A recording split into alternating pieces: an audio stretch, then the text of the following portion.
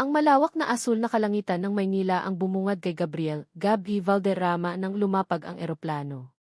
7 taon. 7 taon na ang lumipas mula nang huli siyang tumapak sa lupang ito, dala ang pusong sugatan at mga pangarap na nagkawatak-watak. Ngayon, bumalik siya, hindi upang balikan ang nakaraan kundi upang ayusin ang kasalukuyan ng kanilang pamilya, isang kasalukuyang tila ba hindi niya lubos na naunawaan. Isang buntong hininga ang pinakawalan niya habang kinukuha ang maleta. Parang kahapon lang nang umalis siya, bitbit ang sakit ng pag-ibig na biglang naglaho. Si Marisol Reyes. Ang pangalang iyon ay nakaukit pa rin sa bawat sulok ng kanyang puso, kasama ang libo-libong tanong na walang kasagutan. Bakit siya iniwan? Bakit bigla na lang siyang nawala? Kuya Gab. Isang malakas na tawag ang nagpabalik sa kanya sa realidad. Nakita niya ang nakababatang kapatid na si Enzo, nakangiti ng maluwag habang papalapit. Nasa likod nito ang kanilang amang si Don Ricardo Valderrama, na kahit may edad na ay nanatiling tikas at matikas. Ngumiti si Gab, isang pilit na ngiti na hindi umabot sa kanyang mga mata. Niyakap niya si Enzo. Matagal ka, kuya, ani Enzo, na-miss ka namin. Nga, Gabriel, sabi ni Don Ricardo, ang boses ay maihalong otoridad. Oras na para maging bahagi ka ulit ng pamilyang ito. Maraming nagbago. Marami nga. Habang nakaupo sa kotse, tahimik na pinagmamasdan ni Gab ang nagbabagong syudad. Hindi niya maiwasang isipin kung ano na kaya ang buhay ni Maris. May pamilya na kaya siya? Masaya kaya siya? Ang mga tanong na ito ay paulit-ulit na bumabalik, isang hindi na naghihilom na sugat sa kanyang kaluluwa. Isang gabi, habang naghahanda sila para sa isang corporate event ng Valderrama Group, nag-usap-usap sila sa dining room. Gab, kailangan mong makasama sa mga social functions natin, sabi ni Don Ricardo. Para makita ng lahat na buo na ulit ang pamilya Valderrama. Nga, kuya, singit ni Enzo, pero huwag kang mag-alala, marami rin namang magagandang dilag doon. Baka makahanap ka na ng bagong mamahalin.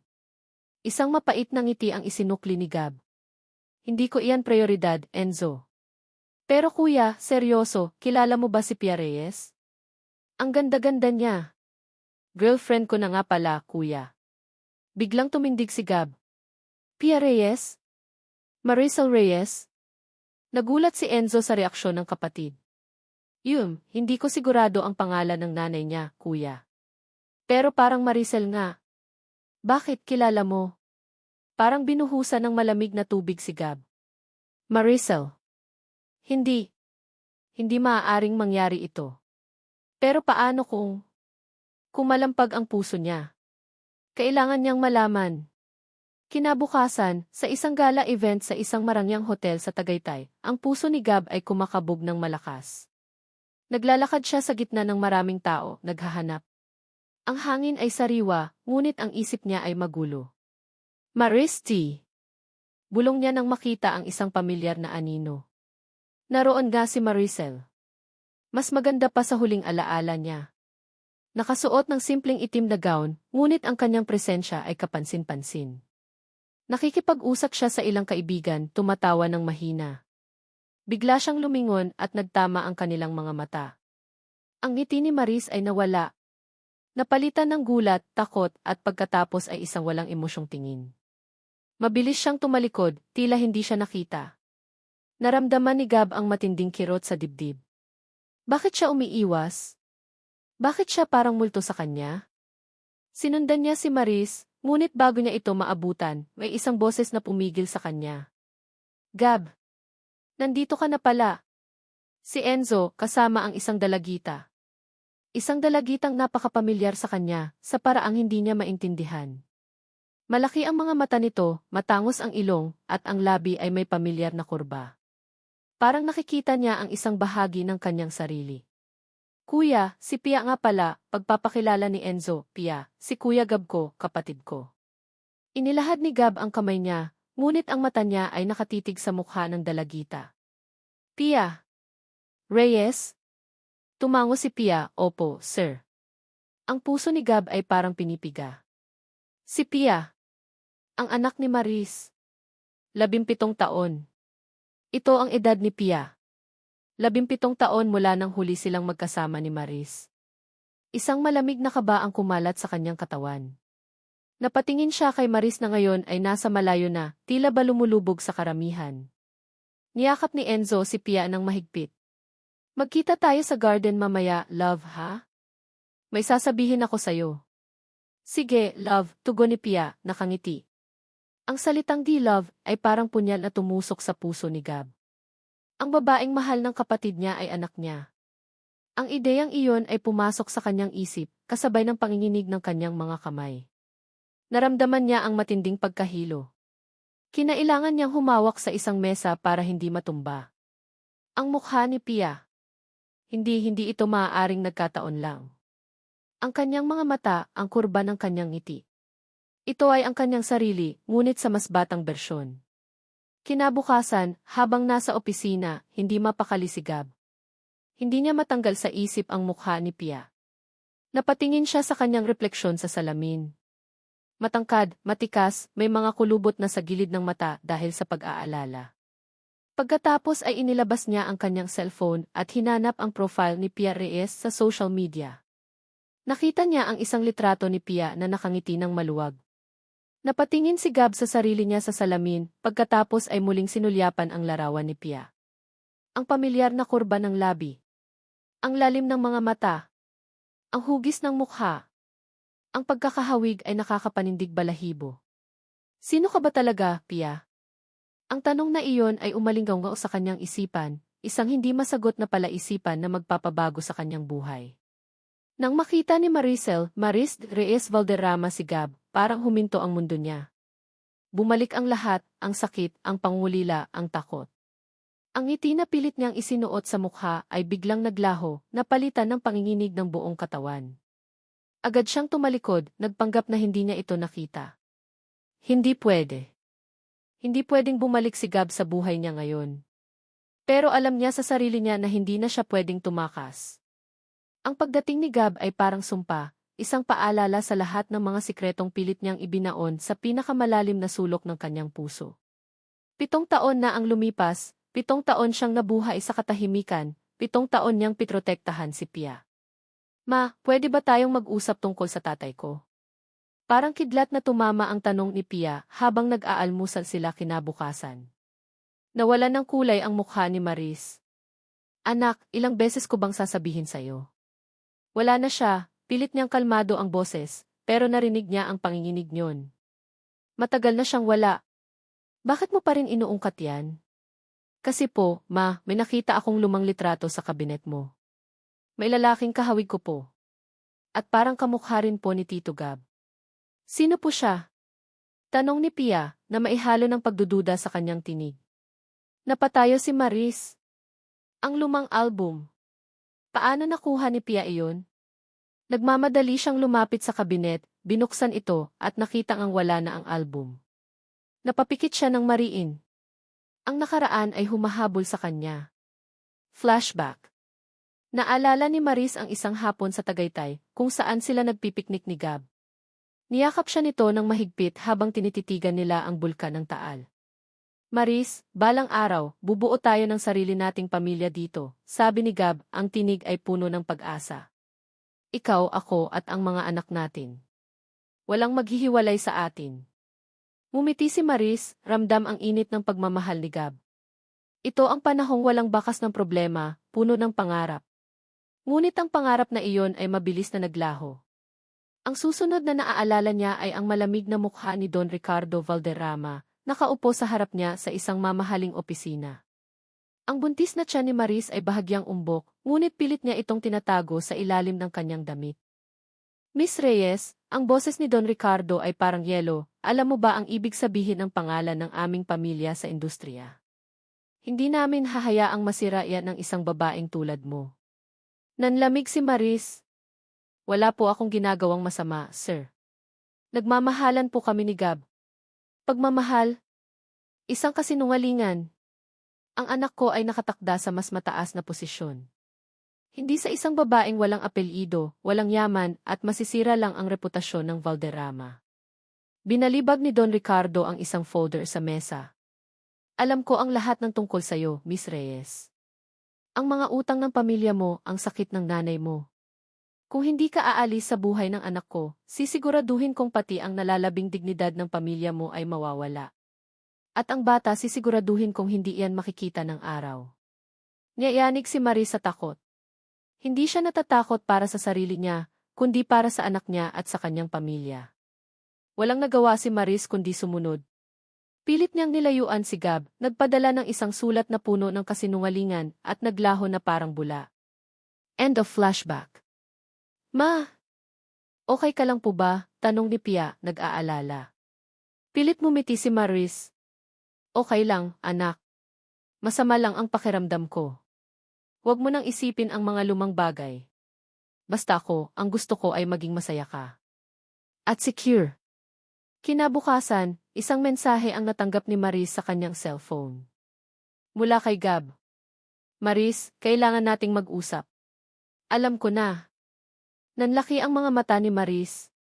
Alam na niya. Paano? Sumagot siya kaagad. Gab, walang dapat pag-usapan. Tigilan mo na ang paghahanap sa akin. Ngunit hindi tumigil si Gab. Paulit-ulit itong tumatawag, nag-iwan ng mga voicemail. Parang anino itong sumusunod sa kanya. Isang hapon, habang palabas siya ng kanyang opisina, biglang humarang si Gab sa kanyang daraanan. Maris, hindi mo na pwedeng itago ang lahat. Alam ko na si Pia ang anak ko. Ang boses ni Gab ay puno ng galit at sakit. Nanindig ang balahibo ni Maris. Hindi ko alam ang sinasabi mo, Gab. Umalis ka sa daraanan ko. Maris, nakita ko ang resulta ng ihi. At ang pagkakahawig nyo, napakalinaw. Bakit mo ito tinago sa akin? Bakit mo tinago ang anak ko? Pumikit si Maris, naramdaman niya ang unti-unting pag-init ng kanyang mga mata. Isang butil ng luha ang pumatak sa kanyang kamay. Hindi mo naiintindihan, Gab. Kung alam mo lang kung gaano kasakit ang ginawa mo sa akin noon. Hindi mo ako ipinaglaban. Anong pinagsasabi mo, Maris? Ako. Ikaw ang nang iwan. Ikaw ang naglaho. Nagkatinginan sila, puno ng hinanakit at malalim na pagtataka. Ang dating pagmamahalan ay napalitan ng pait. Tumalikod si Maris, nagmadaling umalis, pakiramdam ay maubusan siya ng hininga. Ngunit habang naglalakad siya palayo, narinig niya ang pagtunog ng kanyang cellphone. Isang unknown number. Sinagot niya. Maricel. Akala ko ba ayaw mo nang magkaroon ng gulo? Alam mo ang mangyayari kapag nilabas ang mga sikreto, hindi ba? Ang boses sa kabilang linya ay malamig at pamilyar, nagpapatindig balahibo. Ang boses ni Don Ricardo. Isang panginginig ang kumalat sa buong katawan ni Maris. Nagsimula nang mangyari ang kinatatakutan niya. Kailangan niyang protektahan si Pia. Kailangan niyang itago ang lahat, kahit anong mangyari. Hindi mapakali si Gabriel Gabby Valderrama sa loob ng kanyang opisina. Ang usapan nila ni Maris, ang pagtanggi nito, at ang tinig ni Don Ricardo sa telepono ni Maris na narinig niya nang hindi sinasadya, lahat ng iyon ay nagpaikot-ikot sa kanyang isipan. Pero higit sa lahat, ang mukha ni Pia. Ang mga mata nito, ang ngiti. Hindi iyon maaaring maging simpleng pagkakataon lang. Ang pagkakahawig ay masyadong malinaw. Anak ko ba siya? Ang tanong na iyon ay paulit-ulit na bumubulong sa kanyang isip. Kailangan niyang malaman ang katotohanan. Nagpa siya si Gab na lapitan si Pia. Hindi bilang isang ama, kundi bilang isang tito Gab na nagbabalik mula sa ibang bansa. Ito ang pinakamadaling paraan para makalapit sa dalagita nang hindi naghihinala si Maris o si Don Ricardo. Isang hapon, nakita ni Gab si Enzo at Pia na magkasamang naglalakad papasok sa isang coffee shop malapit sa universidad ni Pia. Nagmadali si Gab na sundan sila. Umupo siya sa isang sulok, nagpanggap na nagbabasa ng dyaryo, habang lihim na pinagmamasdan ang dalawa.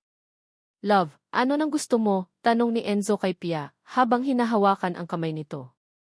Naramdaman ni Gab ang kirot sa dibdib. Ang kapatid niya, mahal na mahal ang anak niya. Ang sitwasyong ito ay mas komplikado kaysa sa inakala niya. Lumapit si Gab sa kanilang mesa, pilit ang ngiti. Enzo, Pia. Ano nang ginagawa niyo rito? Nagulat si Enzo. Kuya Gab. Ikaw pala. Nag-date lang po kami ni Pia. Hello po, Tito Gab, bati ni Pia, may ngiti sa labi. Ganoon ba? Pwede ba akong sumama? Matagal na rin akong hindi nakapagkape sa ganitong lugar, sabi ni Gab, sinisikap na maging kaswal. Hindi naman tumanggi si Enzo. Nagsimula silang magkwentuhan. Habang nakikinig si Gab sa mga kwento ni Pia, tungkol sa kanyang mga pangarap, sa kanyang pag-aaral, at sa kanyang mga hilig, lalo siyang namangha. Mahilig si Pia sa photography, tulad niya. Mayroon siyang kakaibang pagmamahal sa mga lumang libro, tulad niya. At ang paraan niya magsalita, ang kanyang mga gestures, lahat ay parang salamin ng kanyang sarili. Pia, may gusto ka bang puntahan? Baka gusto mong mag-photoshoot sa Tagaytay Highlands, tanong ni Gab, sinisikap na maging malapit. Talaga po, Tito Gab. Nagniningning ang mga mata ni Pia. Ang ganda po doon. Pero baka po abala kayo. Hindi, Pia. Gusto ko ring makita ang mga lugar doon. Matagal na rin akong hindi nakakabalik. Sa mga sumunod na araw, sinikap ni Gab na gumugol ang oras kasama si Pia. Minsan, kasama si Enzo. Minsan, sila lang dalawa sa ilalim ng dahilan na bonding pinang magtiyuhin. Habang nakikita niya ang pagiging masayahin at matalino ni Pia, lalo siyang kumbinsido na siya ang ama nito. Ang bawat tawa ni Pia, ang bawat kwento niya, ay nagpapatibay sa kanyang hinala. Isang hapon, habang nag-i-edit ng mga litrato si Pia sa kanyang laptop sa isang coffee shop, nagpaalam siyang mag-car. Ito ang pagkakataon ni Gab. Mabilis siyang lumapit sa upuan ni Pia. Nakita niya ang isang buhok na nakadikit sa likod ng upuan. Maingat niya itong kinuha, inilagay sa isang maliit na plastic bag na inihanda niya, at isinilid sa kanyang bulsa. Naramdaman niya ang kaba at pag-asa ng sabay. Hindi nagtagal, nakakuha pa si Gab ng isa pang sample. Isang baso ng tubig na iniwan ni Pia sa kanilang bahay matapos siyang dumalaw. Maingat niya itong kinuha at inilagay sa isang lalagyan. Kailangan niyang maging sigurado. Kinabukasan, maaga pa ay nasa laboratorio na si Gab. Ibinigay niya ang mga sample at nagbayad para sa test. Ang proseso ay aabutin ng ilang araw, ngunit ang bawat oras ay parang isang taon. Ang kanyang puso ay kumakabog ng malakas habang naghihintay. Sir, tatawagan na lang po namin kayo kapag may resulta na. Bumalik si Gab sa kanyang opisina, ngunit hindi siya makapag-focus. Ang bawat ring ng telepono ay nagpapatalon sa kanya. Ang bawat notification sa kanyang email ay nagpapabilis ng tibok ng kanyang puso. Ito na ang katotohanan. Ang katotohanan na magpapabago sa lahat. Lumipas ang 3 araw. Ang paghihintay ay nakakabaliw. Hindi siya makatulog ng maayos. Ang mukha ni Pia ay laging nasa kanyang isip. Ang mga tanong na bakit tinago ni Maris, at ano ang gagawin ko kung totoo, ay nagpapahirap sa kanya. Isang hapon, habang abala si Gab sa pag-iisip, biglang tumunog ang kanyang telepono. Isang unknown number. Ang kanyang puso ay tumalon sa kanyang dibdib. Ito na. Dahan-dahan niyang sinagot ang tawag. Hello? Ning Valderrama? May resulta na po kami ng test. Naramdaman ni Gab ang paglamig ng kanyang mga kamay. Ano-ano po ang resulta? Ang tinig sa kabilang linya ay kalmado, ngunit ang mga salita nito ay parang bomba na sumabog sa kanyang mundo. Ang resulta po ay positive. Mayroong 79.9% probability na kayo po ang biological father ng batang si Pia Reyes. Nabitawan ni Gab ang telepono. Bumagsak ito sa sahig at ang screen ay biglang nagdilim. Nabitawan ni Gabriel Gabby Valderrama ang telepono. Ang tunog ng pagbagsak nito sa sahig ay parang putok ng baril sa katahimikan ng kanyang opisina. Positive. Ang isang salitang iyon ay umalinggaw sa kanyang isipan, paulit-ulit, hanggang sa maramdaman niya ang matinding pagkahilo. Si Pia. Ang anak niya. Ang anak niya at ni Maris. Naupo siya sa kanyang swivel chair, nanlalambot ang mga tuhod. Ang mga kamay niya ay nanginginig at ang kanyang paningin ay lumabo. Isang halo-halong emosyon ang bumalot sa kanya, pagkabigla, sakit, galit at isang kakaibang kaligayahan na hindi niya maintindihan. May anak siya. Isang anak na 17 taon niyang hindi alam ang pag-iral. Paano nangyari ito? Bakit itinago ni Maris?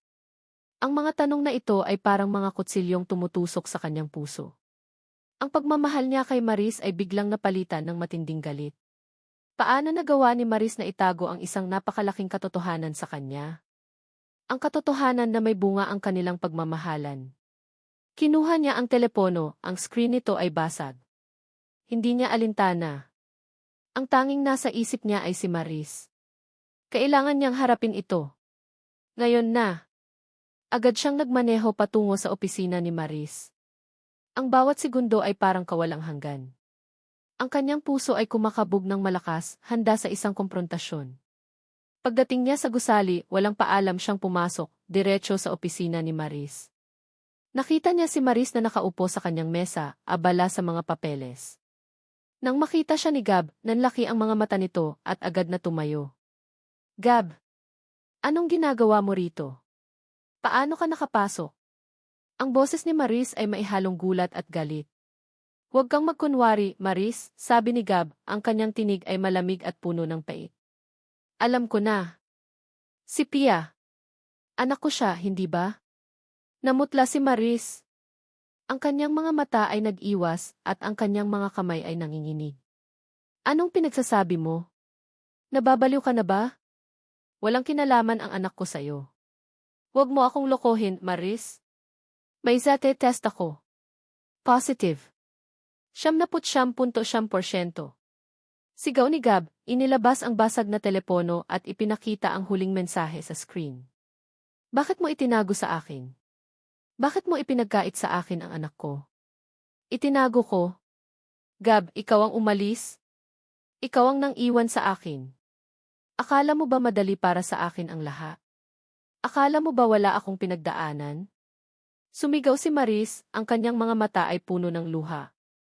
Wala kang alam. Wala kang alam sa mga pinagdaanan ko noon. Wala akong alam. Maris, may anak tayo. At hindi ko alam.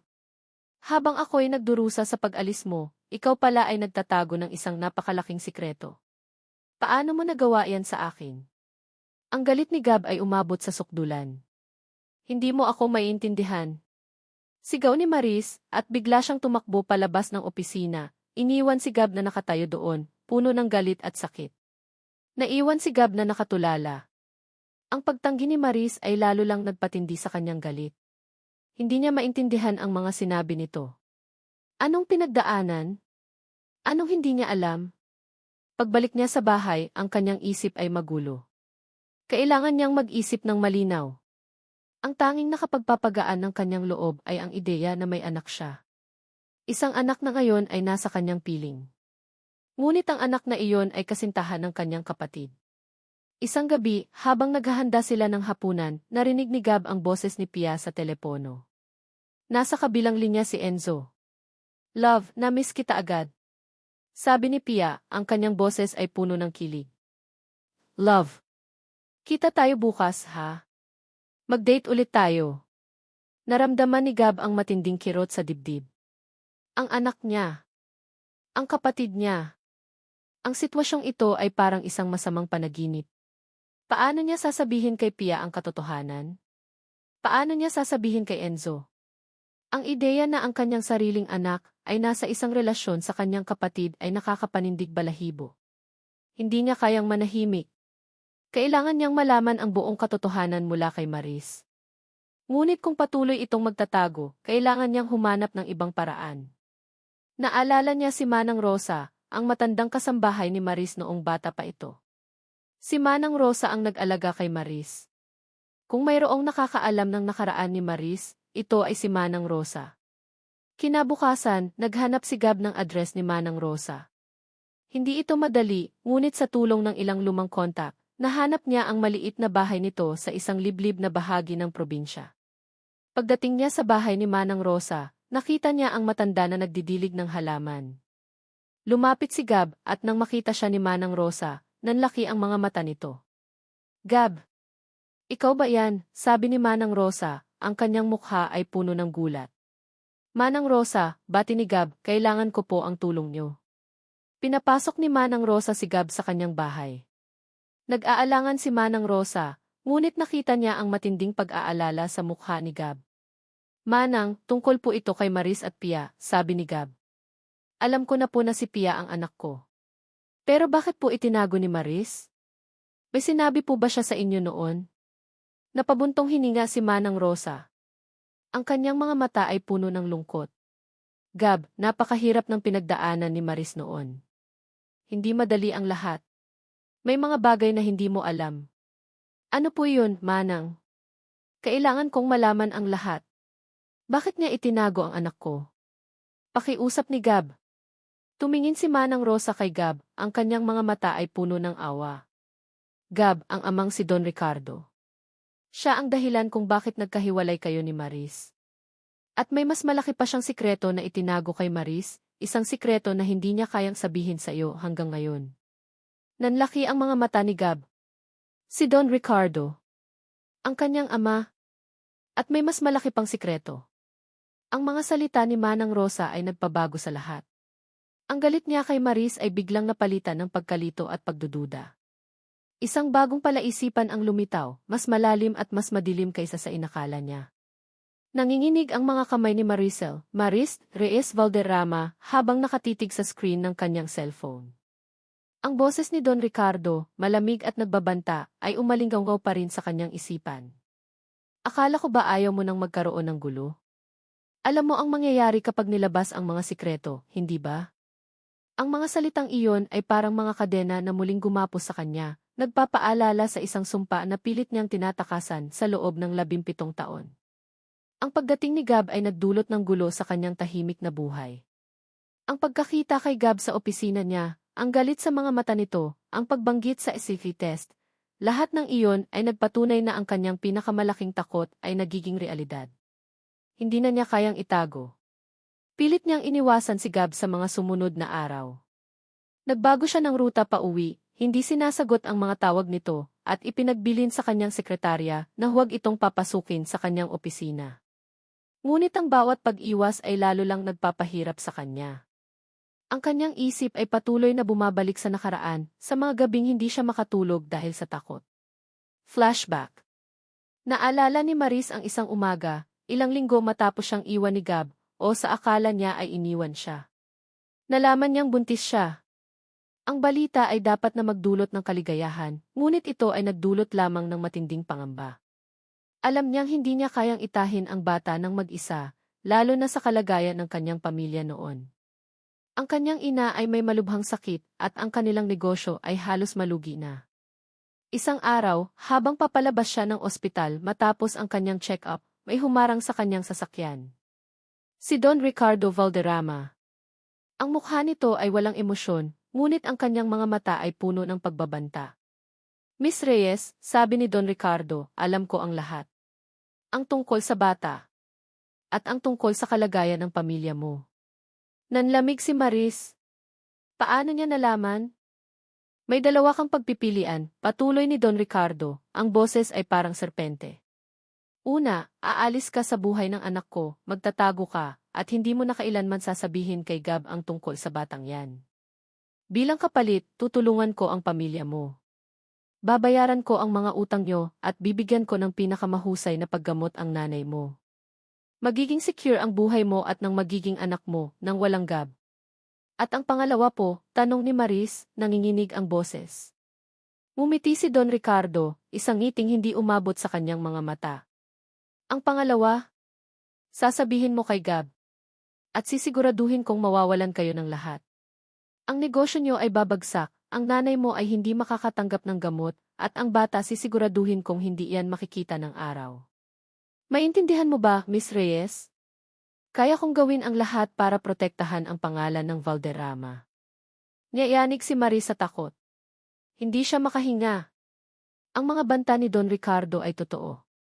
Alam niya ang kapangyarihan ng pamilya Valderrama. Para sa kanyang ina, para sa kanyang anak, wala siyang ibang pagpipilian. End of flashback. Ma, bakit po parang lagi kayong balisa ngayon? Tanong ni Pia isang gabi habang naghahapunan sila. At bakit po lagi kayong nag-uusap ni Tito Gab? May problema po ba? Napatigil si Maris sa pagkain. Napatingin siya kay Pia, ang kanyang anak na 17 taon niyang pitrotektahan mula sa katotohanan. Ang mga mata ni Pia ay puno ng pag-aalala. Wala, anak, pilit niyang ngiti. May kaunting problema lang sa trabaho. Huwag kang mag-alala. Pero ma, narinig ko po kayong nag-uusap ni Tito Gab. Parang galit po kayo sa isa't isa. At si Tito Gab po, parang may gusto po siyang sabihin sa akin, pero hindi niya masabi. Naramdaman ni Maris ang pagbilis ng tibok ng kanyang puso. Nakakahalata na si Pia. Hindi na niya kayang itago ito ng matagal.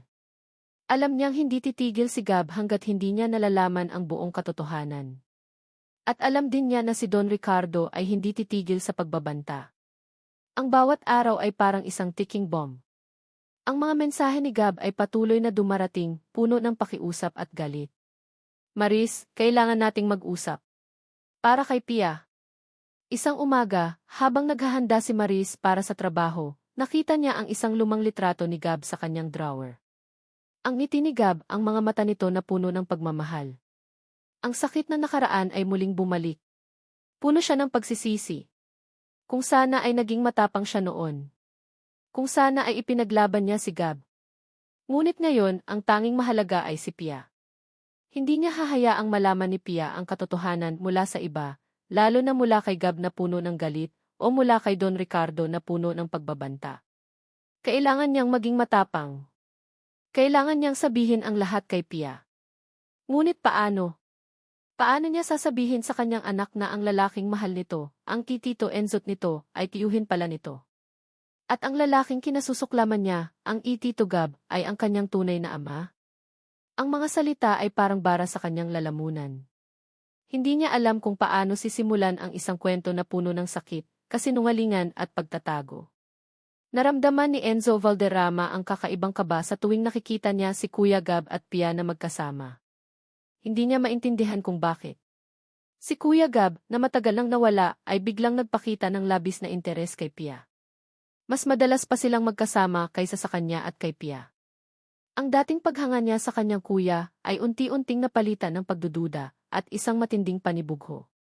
Isang hapon, habang naglalakad sila ni Pia sa parke, biglang dumating si Gab. Pia, Enzo. Sakto. May nakita akong bagong exhibit sa art gallery, baka gusto mong makita, Pia.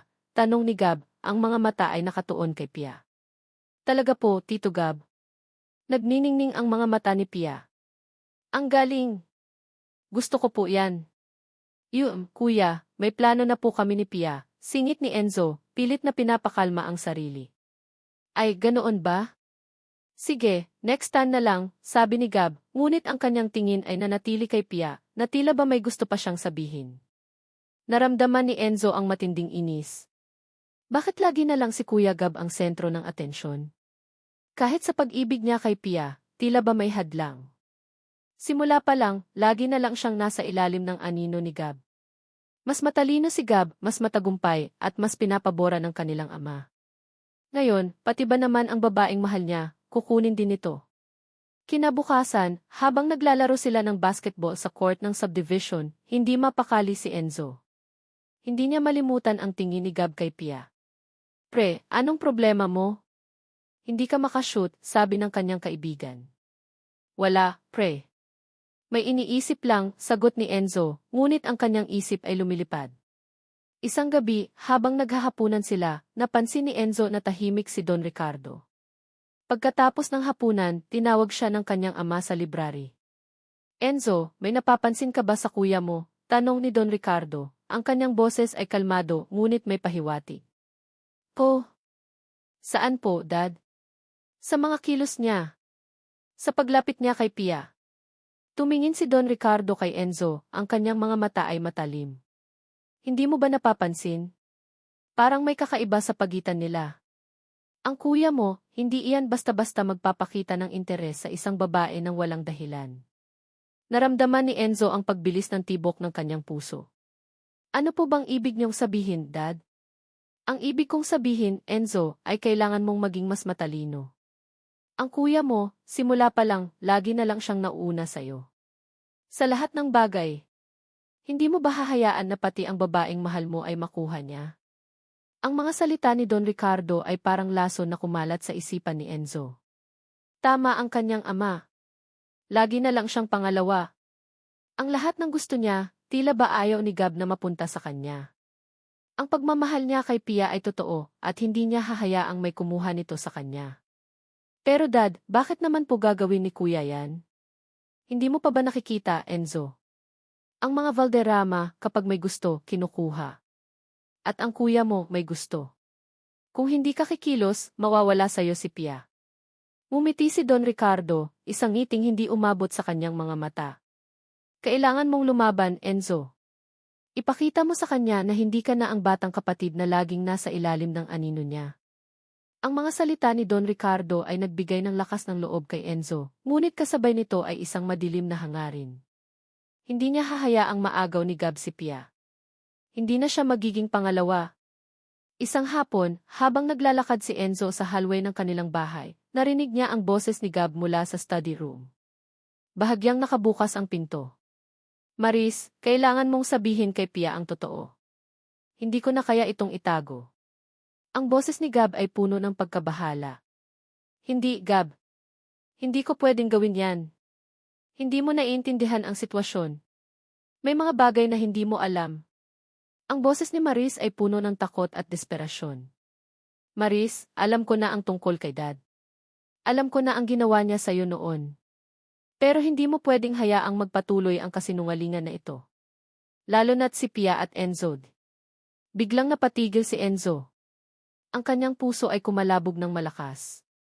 Ano ang sinasabi ni Gab? Tungkol sa kanilang ama? At ano ang kinalaman ni Pia sa lahat ng ito? Ang mga salita ay nag-iwan ng malaking butas sa kanyang isipan. May malaking sikreto. At tila ba si Gab at Maris ay may kinalaman dito? Naramdaman ni Enzo ang matinding galit. Kung may itinatago si Gab sa kanya, at kung may kinalaman ito kay Pia, hindi niya ito palalampasin. Ang panibugho niya ay umabot sa sukdulan. Kinabukasan, habang kasama niya si Pia, nagdesisyon si Enzo. Hindi na siya magtatago. Hindi na siya magpapatalo. Pia, may gusto akong sabihin sa'yo, sabi ni Enzo, hinawakan ang kamay ni Pia. Mahal na mahal kita. At handa akong gawin ang lahat para sa'yo. Kahit ano. Tumingin si Pia kay Enzo, ang kanyang mga mata ay puno ng pagtataka. Ano ba yan, love? Ang seryoso mo naman. Gusto kong patunayan sa'yo na seryoso ako, sabi ni Enzo, ang kanyang boses ay puno ng determinasyon. Gusto kong malaman ng lahat na ikaw ang mahal ko. At walang sinuman ang makakapigil sa atin. Sa kanyang isipan, nabuo ang isang plano. Isang plano na magpapakita kay Gab na hindi siya basta-basta. Isang plano na magpapatunay kay Pia na siya ang karapat-dapat para dito. Handa siyang gawin ang lahat, kahit pa kailangan niyang kalabanin ang sarili niyang kapatid at ang sarili niyang pamilya. Hindi niya alam na ang bawat hakbang niya ay bahagi ng isang mas malaking laro na kontrolado ng kanyang ama. Hindi mapakali si Gabriel Gab de Valderrama. Ang mga salita ni Manang Rosa, na si Don Ricardo ang dahilan ng paghihiwalay nila ni Maris, ay umalinggaw sa kanyang isipan. Hindi niya maintindihan. Bakit gagawin ng sarili niyang ama iyon? At ang mas malaking sikreto na hindi kayang sabihin ni Maris? Kailangan niya ng ebidensya. Nagsimula si Gab sa kanyang sariling investigasyon. Una niyang pinuntahan ang lumang opisina ng Valderrama Group, kung saan nagtatrabaho noon si Maris bilang isang junior architect. Matagal na itong sarado, ngunit mayroon pa ring mga lumang file sa archive. Sa tulong ng isang dating empleyado na pinagkakatiwalaan niya, nakakuha siya ng access sa mga lumang dokumento. Habang naghahalungkat, nakita niya ang mga financial records ng Reyes family, ang pamilya ni Maris. May mga utang nga sila noon. Ngunit ang nakakagulat ay ang mga transaksyon na nagpapakita ng malalaking halaga ng pera na inilipat mula sa isang offshore account na konektado sa Valderrama Group patungo sa account ng pamilya Reyes, ilang linggo matapos siyang iwan ni Maris. May petsa pa ang mga ito, at ang mga halaga ay sapat para mabayaran ang lahat ng utang ng pamilya Reyes at makapagpagamot ang ina ni Maris. Ang mga transaksyon ay inaprubahan ni Don Ricardo Valderrama. Nanlamig si Gab. Ito ang ebidensya. Ang kanyang ama. Si Don Ricardo ang nagbayad kay Maris para iwan siya. Ang galit ay biglang sumiklab sa kanyang dibdib. Hindi lang niya itinago ang anak niya, kundi pinaghiwalay din sila ng taong minamahal niya. Agad siyang umuwi, diretso sa library ng kanilang bahay, kung saan madalas makita si Don Ricardo. Nakita niya ang kanyang ama na nakaupo sa kanyang paboritong armchair, nagbabasa ng dyaryo. Dad, kailangan nating mag-usap, sabi ni Gab, ang kanyang tinig ay malamig at puno ng galit. Tumingin si Don Ricardo, nakakunot ang noo. Ano yan, Gabriel? Mukhang may problema ka. May problema ako. Tungkol sa'yo. Tungkol sa ginawa mo kay Maris at sa akin noon. Inihagis ni Gab ang mga dokumento sa mesa. Bakit mo ginawa to, Dad? Bakit mo kami pinaghiwalay? At bakit mo itinago sa akin na may anak ako kay Maris? Tiningnan ni Don Ricardo ang mga dokumento, ngunit walang bakas ng gulat sa kanyang mukha. Sa halip, isang ngiti ang sumilay sa kanyang labi, isang ngiting puno ng pagmamataas. Kaya pala. Nalaman mo na, sabi ni Don Ricardo, kalmado. Simple lang, Gabriel. Hindi angkop si Maricel para sa isang Valderrama. Ang pamilya niya ay may utang, ang ina niya ay may sakit. Hindi siya ang babaeng makakasama mo sa pagpapalago ng ating imperyo. Kailangan ko siyang alisin sa buhay mo para sa kapakanan mo at para sa kapakanan ng ating pangalan. Para sa kapakanan ko. Dad, sinira mo ang buhay ko. Sinira mo ang buhay ni Maris? At ipinagkait mo sa akin ang anak ko. Paano mo nagawa yan ng walang pagsisisi? Sumigaw si Gab, ang kanyang boses ay nanginginig sa galit. Pagsisisi? Wala akong pinagsisisihan, Gabriel. Ang lahat ng ginawa ko ay para sa iyo. Para sa kinabukasan mo. Para sa pangalan ng Valderrama. Hindi ka pa sapat na matalino para maintindihan yan. Ang pag-ibig ay kahinaan. Ang kapangyarihan ang mahalaga. Naramdaman ni Gab ang matinding pighati. Ang kanyang ama, ang taong dapat ay pinagkakatiwalaan niya, ay isang halimaw. Ang lahat ng sakit na naramdaman niya sa loob ng 7 taon ay dahil sa kanyang sariling ama. Habang naglalabas ng sama ng loob si Gab, napansin niya ang kakaibang kilos ni Enzo sa mga nakaraang araw. Laging may kausap sa telepono at laging may kakaibang ngiti sa labi. At ang pagiging malapit nito kay Don Ricardo ay nakakapagtaka. Isang gabi, habang naglalakad si Gab sa pasilyo, narinig niya ang boses ni Don Ricardo at Enzo mula sa opisina ng kanyang ama. Bahagyang nakabukas ang pinto. Enzo, siguraduhin mong hindi na makakalapit si Gabriel kay Pia, sabi ni Don Ricardo, ang boses ay maihalong utos. Kailangan nating panatilihing malayo si Pia sa kanya. Hindi pwedeng malaman ni Pia ang katotohanan. Huwag po kayong mag-alala, Dad, sagot ni Enzo, ang kanyang boses ay puno ng kumpiyansa. Ako na po ang bahala kay Pia. Hindi na makakasingit si Kuya Gab. At kapag nalaman ni Pia ang totoo, siguradong ako ang pipiliin niya. Hindi si Kuya Gab na nang iwan sa nanay niya. Napatigil si Gab. Parang binuhusan siya ng malamig na tubig. Si Enzo. Ang kapatid niya. Alam na niya. At nakikipagsabuatan siya sa kanilang ama? Ang mga salita ni Enzo ay nagpatunay na hindi lang basta pagmamahal ang nararamdaman nito kay Pia, kundi maihalong panibugho at paghihiganti. Ginagamit ni Enzo si Pia para saktan siya. Ang galit ni Gab ay umabot sa sukdulan. Hindi lang siya niloko ng kanyang ama, kundi pati na rin ng kanyang kapatid. Ang kanyang pamilya, na akala niya ay buo, ay puno ng kasinungalingan at pagtataksil. Kailangan niyang kumilos. Hindi na siya pwedeng manahimik. Hindi lang para sa sarili niya, kundi para kay Pia. Hindi niya hahayaang maging biktima si Pia ng mga kasinungalingan at manipulasyon ng pamilya Valderrama. Kinuha ni Gab ang kanyang cellphone. Kailangan niyang sabihin kay Pia ang katotohanan. Ang buong katotohanan. Hindi lang tungkol sa kanya at kay Maris, kundi pati na rin sa lahat ng ginawa ni Don Ricardo at Enzo. Huminga siya ng malalim at dinyal ang numero ni Pia. Kumakabog ang puso ni Sofia Pia Reyes habang naglalakad papunta sa coffee shop kung saan siya pinapunta ni Tito Gab. Kakaiba ang tono ng boses nito sa telepono, seryoso at maihalong pagmamadali. Ano kaya ang sasabihin niya? May kinalaman kaya ito sa pagiging balisa ni Mama Maris nitong mga nakaraang araw?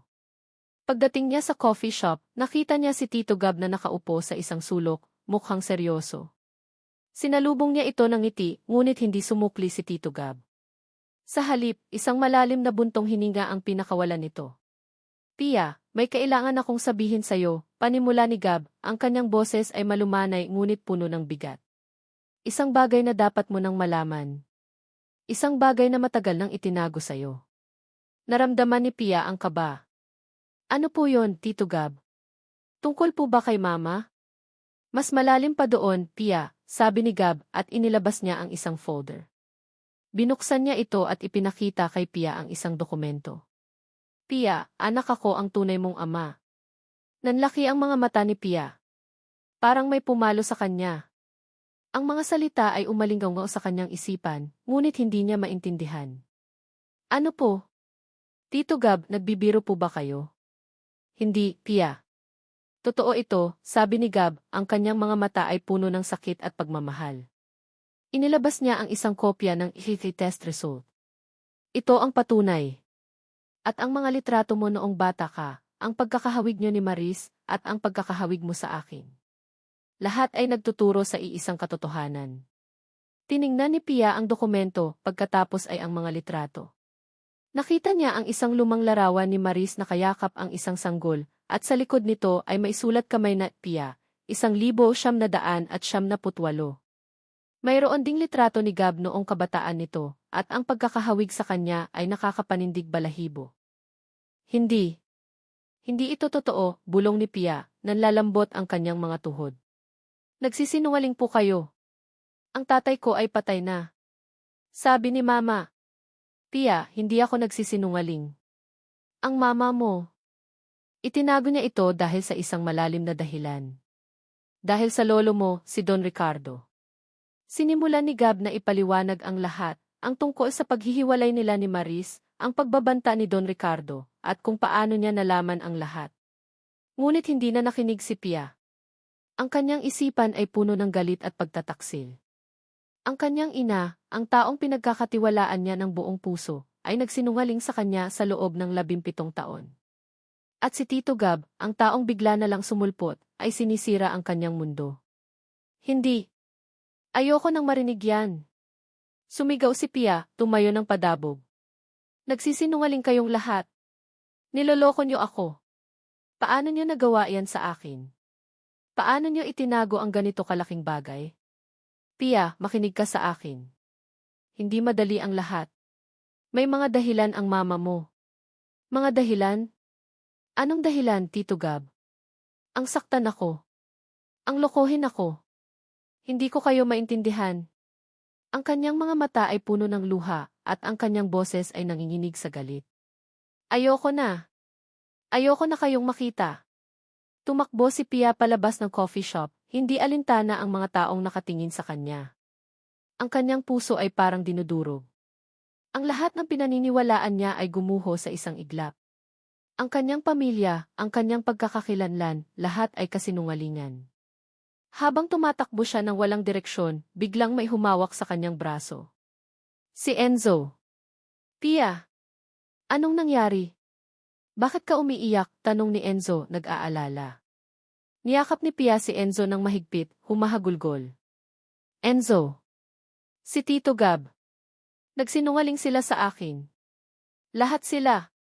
Ano bang sinasabi mo, love? Pilit na pinakalma ni Enzo si Pia, habang lihim na ngumiti sa kanyang isipan. Ito na ang pagkakataon niya. Sabi niya. Sabi niya siya raw ang tatay ko. At si Mama, itinago niya. Niloloko nila ako, Enzo. Lahat sila. Hinaplos ni Enzo ang buhok ni Pia. Elvie, love. Kalma ka lang. Alam kong masakit. Pero huwag kang maniniwala sa kanya. Alam kong ginagawa niya lang iyan para sirain tayo. Para agawin ka sa akin.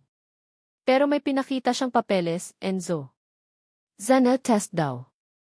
Kasinungalingan yan, Pia. Ginagawa niya lang iyan para saktan ka. Para saktan tayo. Hindi mo ba nakikita? Ayaw niya tayong maging masaya. Gusto niya, siya lang ang masaya. Ang boses ni Enzo ay puno ng pagmamalasakit, ngunit ang kanyang mga salita ay puno ng lason. Huwag kang maniniwala sa kanila.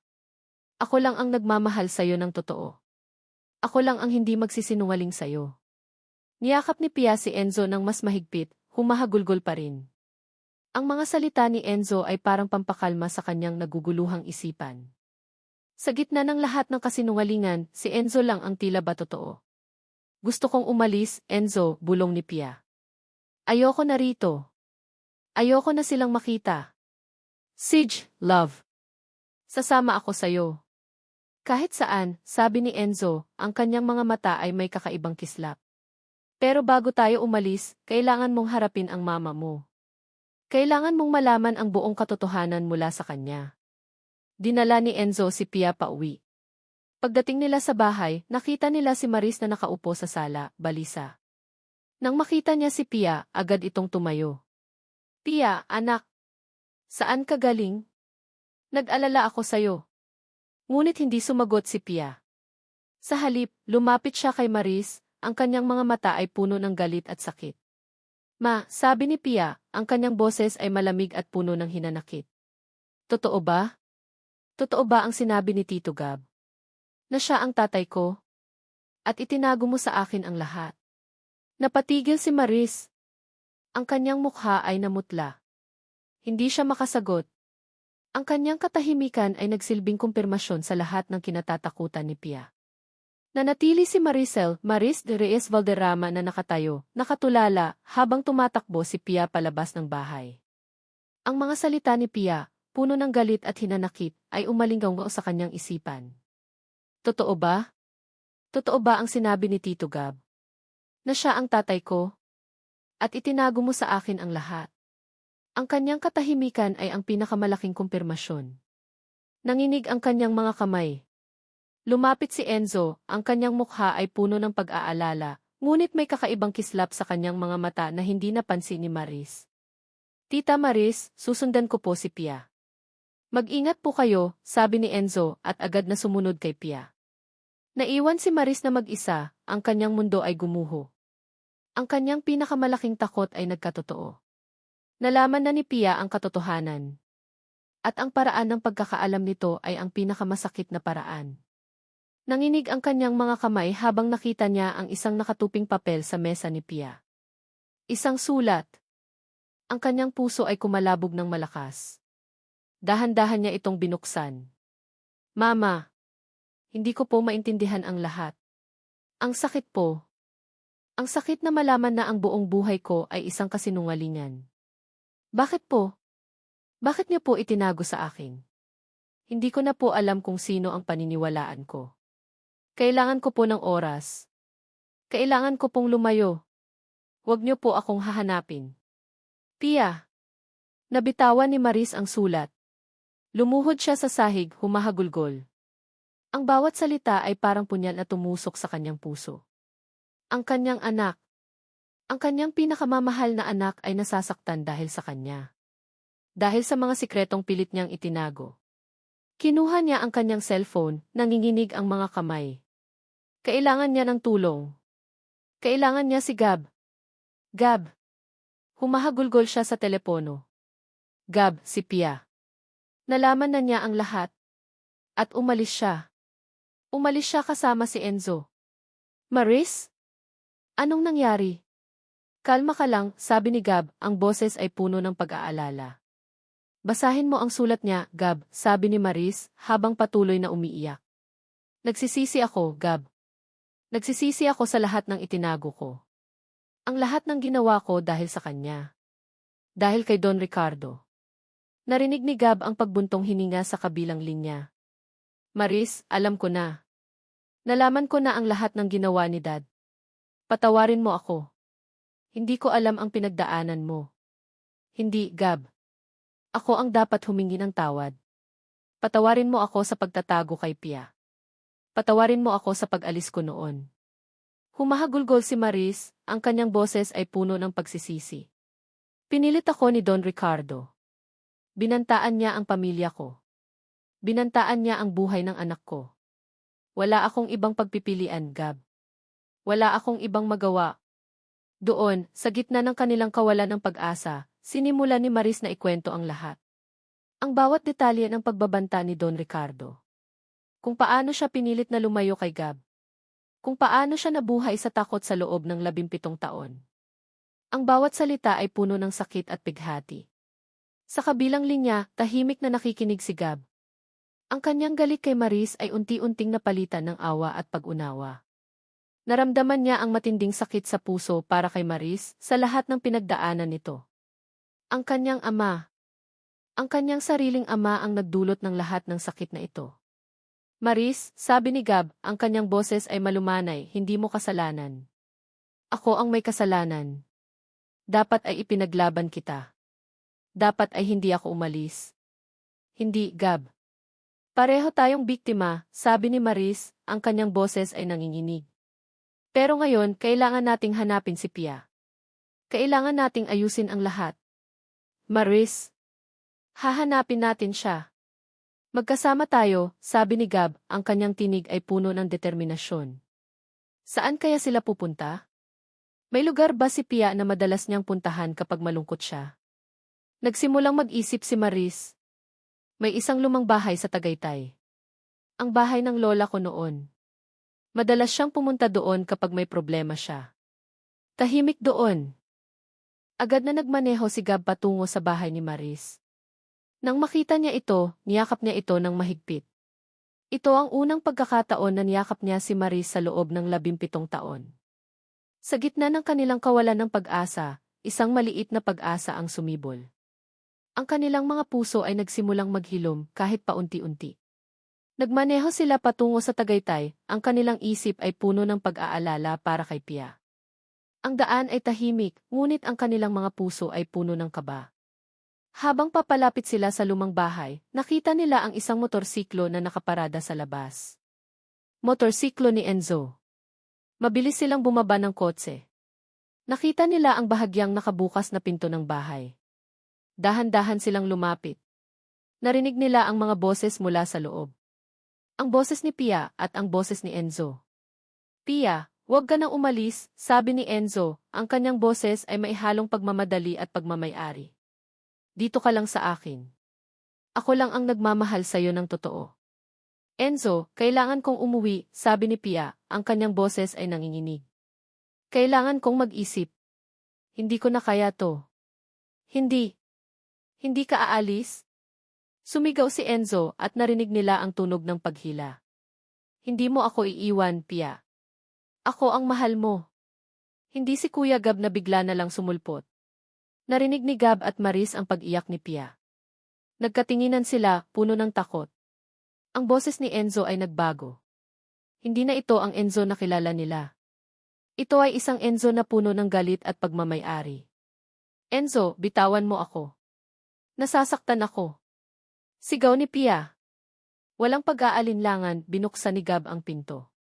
Nakita niya si Enzo na nakahawak sa braso ni Pia. Ang kanyang mukha ay puno ng galit at pagtataksil.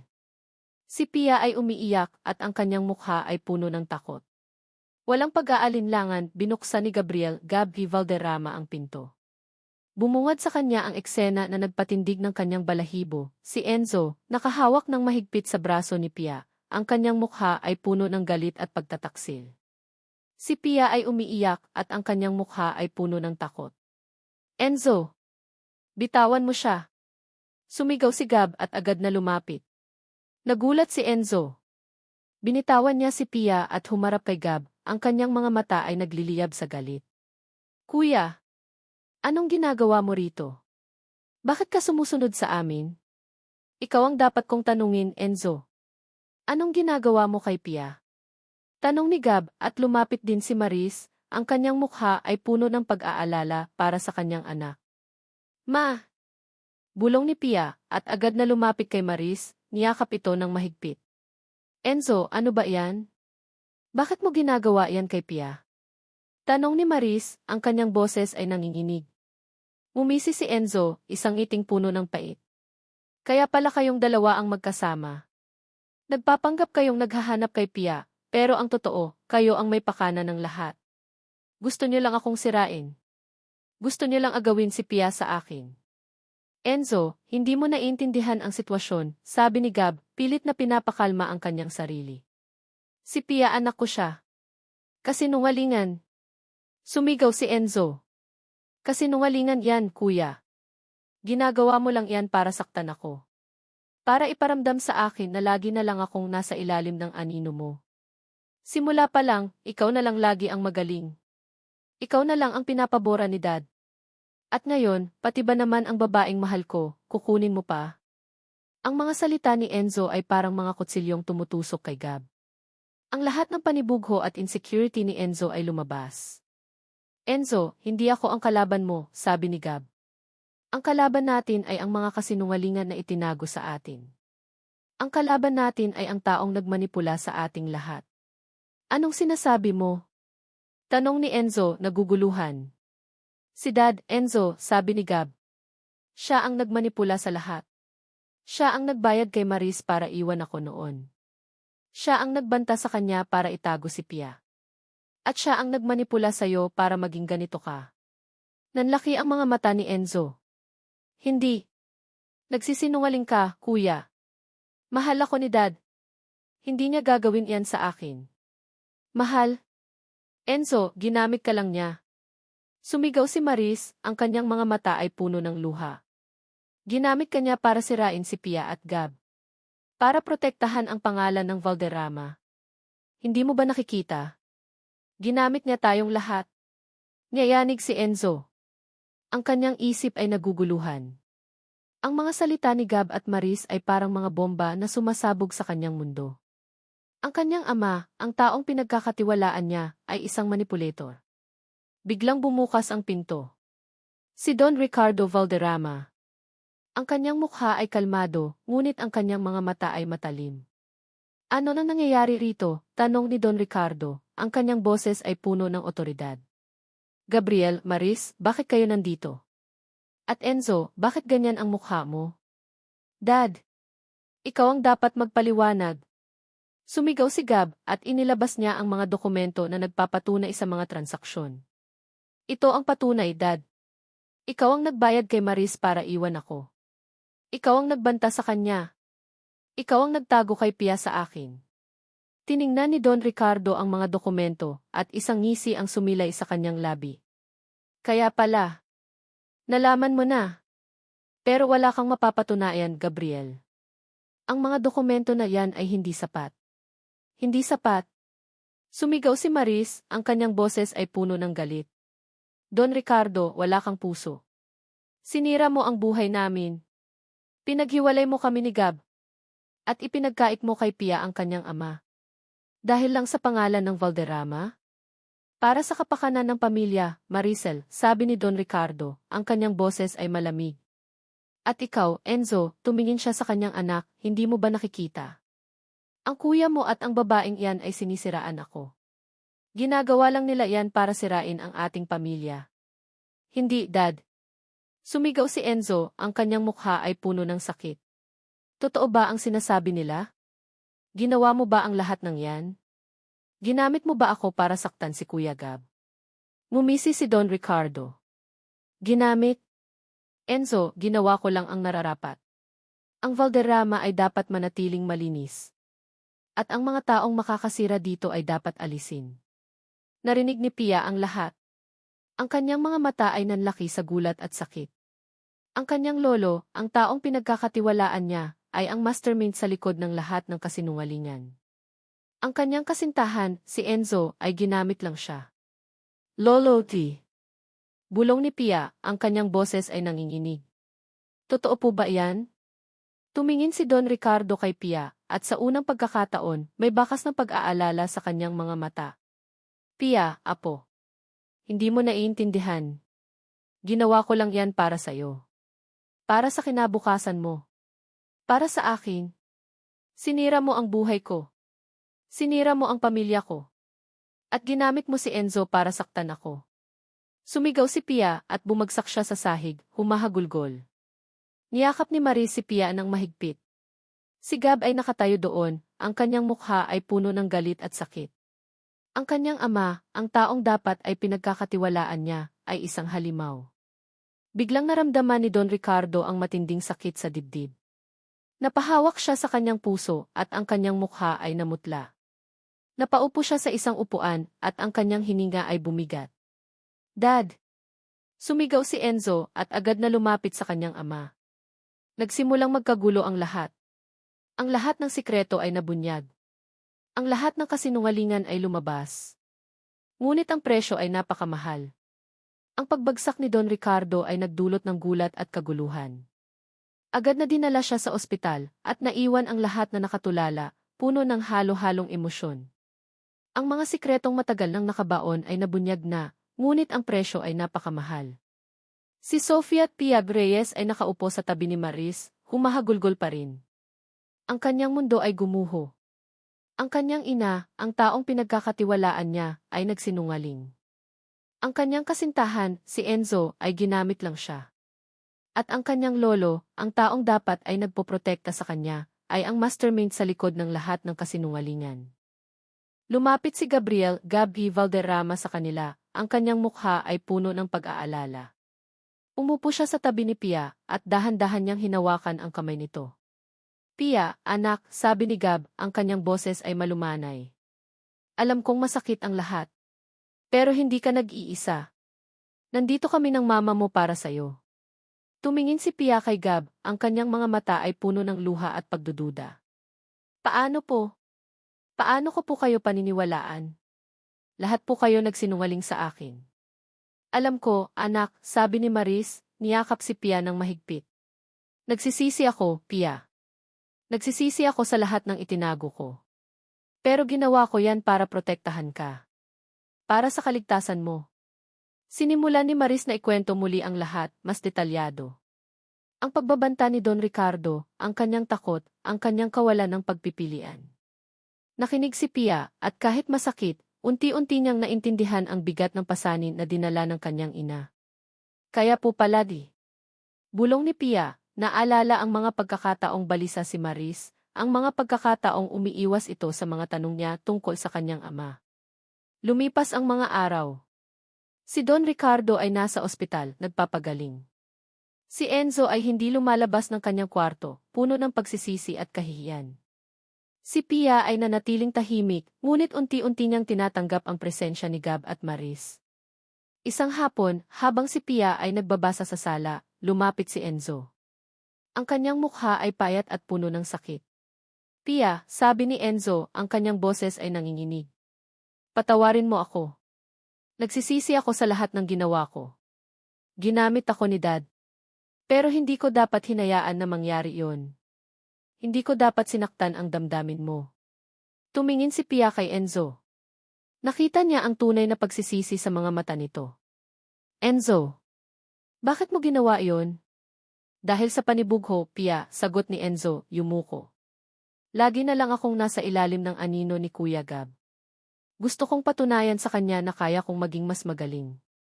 At ginamit ko ang pagmamahal ko sa iyo para gawin yon. Patawarin mo ako. Niyakap ni Pia si Enzo. Hindi ito yakap ng pagmamahal, kundi yakap ng pagpapatawad.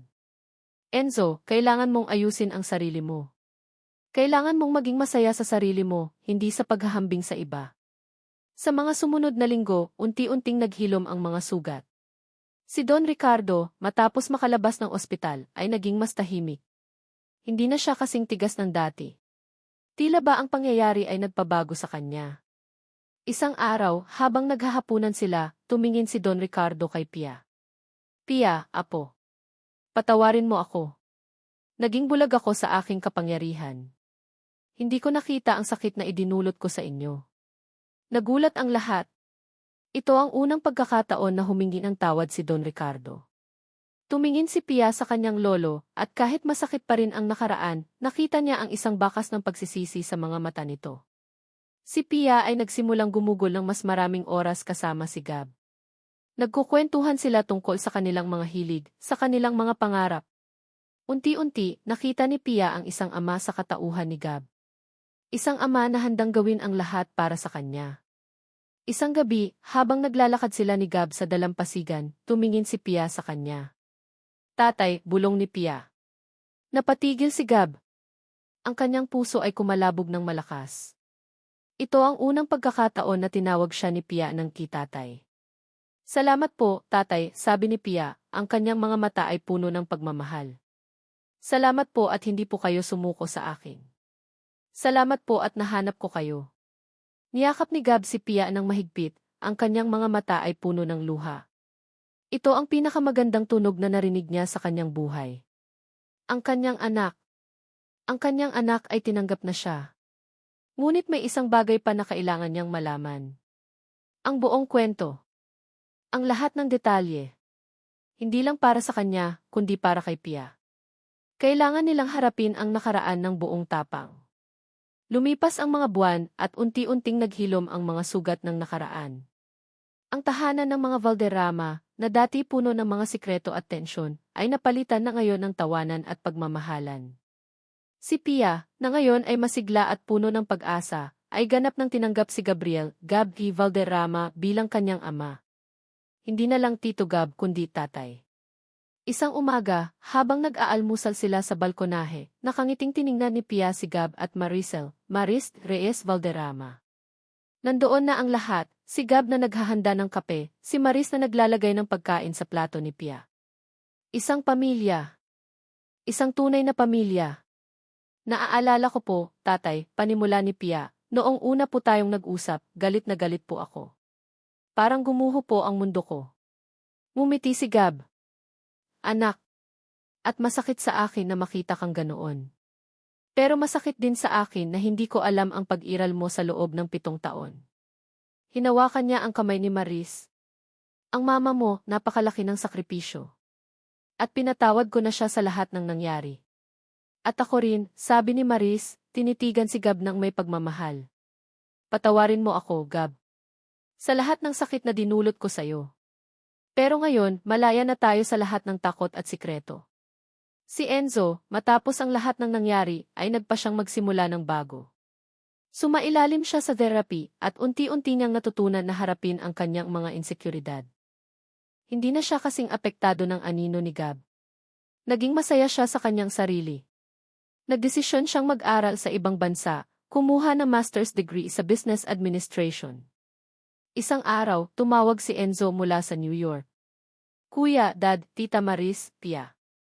Miss ko na kayo. Ikaw rin, Enzo, sabi ni Gab, ang kanyang boses ay puno ng pagmamahal. Mag-ingat ka dyan, ha? At lagi mong tandaan, mahal ka namin. Salamat kuya, sagot ni Enzo. At Pia, sorry ulit sa lahat. Sana ay maging masaya ka. Deserve mo yan. Para naman kay Don Ricardo, matapos ang kanyang atake sa puso at ang pagharap sa lahat ng katotohanan, unti-unti siyang nagbago. Bagaman hindi niya lubos na maibalik ang dating relasyon sa kanyang mga anak, sinikap niyang ipakita ang kanyang pagsisisi. Ibinigay niya ang kontrol ng kumpanya kay Gab at ginugol ang kanyang oras sa pagpapahinga at pagninilay.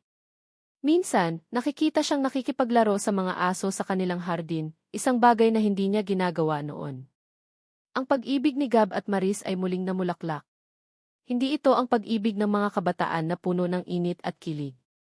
Ito ay isang pag-ibig na hinubog ng sakit, sakripisyo at pagpapatawad. Isang pag-ibig na mas matatag at mas malalim. Hindi ko akalain na darating ang araw na magiging ganito tayo, bulong ni Maris kay Gab isang gabi habang nakayakap sila sa isa't isa. Ang pag-ibig, Maris, ay hindi perpekto, sagot ni Gab. Ito ay pagtanggap sa mga pagkukulang, pagpapatawad sa mga pagkakamali, at pagtitiwala na kahit anong mangyari, mayroong pag-asa. Si Pia naman, nagtapos siya ng college na may honors. Ipinagpatuloy niya ang kanyang hilig sa photography, at nagplano siyang magbukas ng sarili niyang studio. Masaya siya at malaya. Malaya mula sa mga sikreto, malaya mula sa mga kasinungalingan, at malaya mula sa anino ng nakaraan. Isang hapon, habang naglalakad si Pia sa parke, kasama ang kanyang tatay at mama. Ang sikat ng araw ay mainit sa kanilang balat. Ang hangin ay sariwa. Walang bakas ng sakit sa kanilang mga mukha. Anak, masaya ka ba? Tanong ni Maris, hinawakan ang kamay ni Pia. Ngumiti si Pia, isang ngiti na umabot sa kanyang mga mata. Masaya po ako, Mama. Masaya po ako dahil buo na tayo. Masaya po ako dahil nahanap ko ang sarili ko. At masaya po ako dahil natutunan ko ang pinakamahalagang aral, ang pag-ibig na nagbibigay-laya ay ang tunay na pag-ibig. Ang paglalakbay nila ay puno ng sakit, pagtataksil at pagsubok. Ngunit sa huli ang pag-ibig at pagpapatawad ang nanalo. Ang pamilya ay muling nabuo, hindi dahil sa dugo, kundi dahil sa pagmamahalan, pag-unawa at pagtanggap. At sa bawat isa sa kanila, natagpuan nila ang kalayaan na matagal na nilang hinahanap. At dito nagtatapos ang kwento ni na Gabriel, Maricel, at Pia, isang paglalakbay na puno ng lihim, pagtataksil, ngunit higit sa lahat, pag-ibig at pagpapatawad. Isang mainit na pagbati sa inyong lahat, aming minamahal na mga mambabasa at tagapakinig. Sa ngalan ng aming buong koponan, nais kong iparating ang aming taos-pusong pasasalamat sa inyong walang sawang pagsuporta at pagsubaybay sa bawat kabanata ng Ang Lihim sa Pagbalik. Maraming salamat sa pagiging bahagi ng mundong ito, sa bawat pagbuntong hininga, pagluha, at pagngiti na inyong iniukol sa aming mga karakter. Ang pagsulat ng kwentong ito ay isang emosyonal na paglalakbay para sa amin. Mula sa unang ideya, hanggang sa pagbuo ng bawat karakter at paghabi ng kanilang mga kapalaran, sinikap naming ilagay ang aming puso at kaluluwa sa bawat salita. Naging hamon ang pagtuklas sa mga masalimuot na damdamin ng bawat isa, ang galit ni Gab, ang takot ni Maris, ang pagkalito ni Pia, at ang panibugho ni Enzo. Ngunit sa bawat hamon, natuklasan din namin ang kagandahan ng pagpapatawad at ang kapangyarihan ng pag-ibig. Ang kwentong ito ay isang paalala na sa kabila ng pinakamadilim na lihim at pinakamalalim na sakit, laging may pag-asa. Ang pag-ibig ay hindi lamang tungkol sa romansa, ito ay tungkol sa pamilya, sa pagpapatawad, at sa pagkakaroon ng lakas na harapin ang katotohanan. Naway ang mensahe ng pag-asa, pagmamahal, at ikalawang pagkakataon ay manatili sa inyong mga puso matapos ninyong pakinggan ang bawat pahina. Ang bawat karakter, sa kanilang sariling paraan, ay natuto na ang pagbibigay ng kalayaan sa sarili at sa iba ay ang tunay na pag-ibig na nagbibigay ng kapayapaan. Muli, maraming salamat sa inyong pagmamahal at suporta. Sana ay nag-iwan ito ng magandang marka sa inyong mga puso. Maligaya kaming makarinig ng inyong mga saloobin at damdamin. Ibahagi ninyo sa amin kung paano kayo naantig ng kwentong ito. Love Kilig DC.